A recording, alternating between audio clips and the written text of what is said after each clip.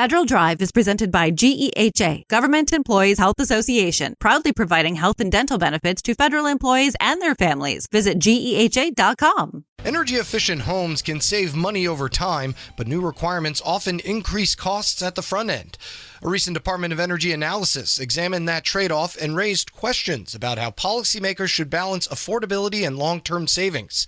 Joining Federal Drive host Terry Gerton earlier to walk through that analysis, Assistant Secretary with the Office of Critical Minerals and Energy Innovation at the Department of Energy, Audrey Robertson. Housing affordability is a big concern, certainly a topic of conversation across the country, so much so that Congress recently passed legislation to try to address some issues in the housing market. Your department has recently analyzed the latest International Energy Conservation Code and concluded it could significantly increase construction costs. So start with what prompted DOE to take a closer look at those proposed standards? Sure, Terry. Well, under the Office of Critical Minerals and Energy Innovation, we also cover building technologies, which allows us and really requires us to be the government entity that looks at everything from appliance standards to building codes. Now, building codes in the United States are actually designed by a third party called the International Code Council and then adopted by states.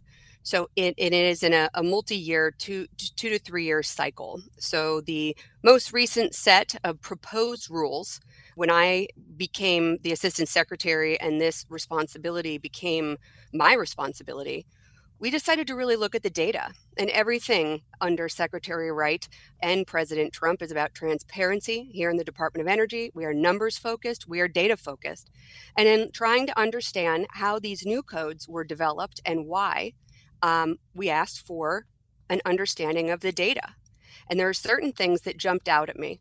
Specifically, things like the first cost of implementing a new code was never considered. That the payback on some of the codes that had been enacted were well beyond the life of someone owning a home.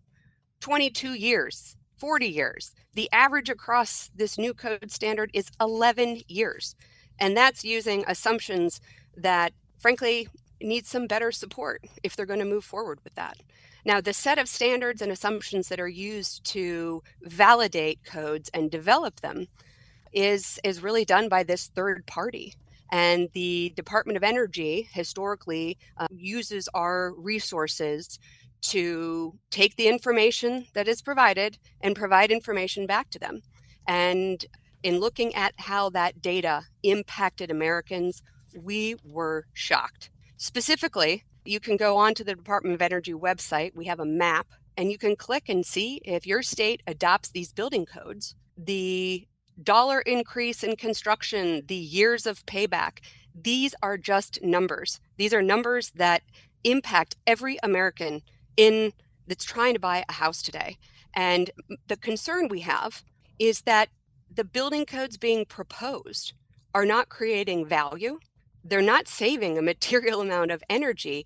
And more importantly, according to the National Association of Home Builders, have increased the price of housing by 26% across the nation. That is astronomical. Are there specific aspects of the code, shingles or siding or double layer windows? Are there particular aspects that are of most concern to you that are driving these costs? There's a combination of them. And you pointed to some, but it's really the way the code system has reshaped itself, where every building, every home has to hit a certain number for efficiency. But the only way you hit that number is by putting in a heat pump or using an electric dryer instead of a gas dryer, or putting insulation in your roof that won't pay back for 100 years. So the only way to hit your envelope efficiency mandates is by force fuel switching ineffective and costly upgrades. And here's the thing, I am all about, if you want to put in a gas dryer, absolutely. If you want to put in R40 insulation in your ceiling, absolutely. But the role of the government and the federal, the adoption of these codes is to provide the data and be lucid about setting the baseline. Baseline codes should be about safety and minimum efficiency. What these codes have been doing is truly weaponizing efficiency standards to affect political goals versus what it's supposed to be doing, which is taking care of the American people. Audrey Robertson is the Assistant Secretary of Energy in the Office of Critical Minerals and Energy Innovation at the Department of Energy. So, Ms. Robertson, at the heart of this debate really seems to be a simple question. When does an efficiency requirement stop being a good investment for the homeowner? So how does DOE think about that, and what message are you communicating to the American market? Listen, we're about consumer choice and affordability. And so at what point does an efficiency mandate make sense for the American people? When it delivers real value, real energy, tangible energy efficiency savings, and it doesn't limit consumer choice. When a building code increases the price of a home and is not something that homeowner wants, and it doesn't create any meaningful benefit for us as Americans, that is not a code that should be in place. Now, individual states have the option to adopt codes or not adopt codes. One of the challenges we have, and one of the goals that our office has today, is to provide that transparency so that state and community energy officers can make decisions around what codes they are putting into place for their community, understanding the trade-offs. Back to my first comment about codes. Historically, this International Code Council has not taken into consideration the first cost of what implementing that code will be. So if your insulation is now going to be $10,000 more on your $400,000 home, they don't consider that. They only consider the energy savings from that insulation. All of those numbers should be transparent. All of them should be accessible. And at the Department of Energy, we are fighting tirelessly for the American people for transparency, consumer choice, and especially the impact on affordability and housing. It seems like perhaps there's been a change in how the ICC is developing and promulgating building codes. Could you kind of walk us through how that process works? Absolutely. Well, the ICC's code development process today is dominated mostly by industry with very minimal consumer representation or the consideration of what I mentioned earlier, which is upfront costs. Even state energy officials no longer have input. Since 2021, the ICC really lost control of the code development process as it shifted to a new approach that disenfranchised the state and local officials who previously had authority over what ultimately went into the energy codes.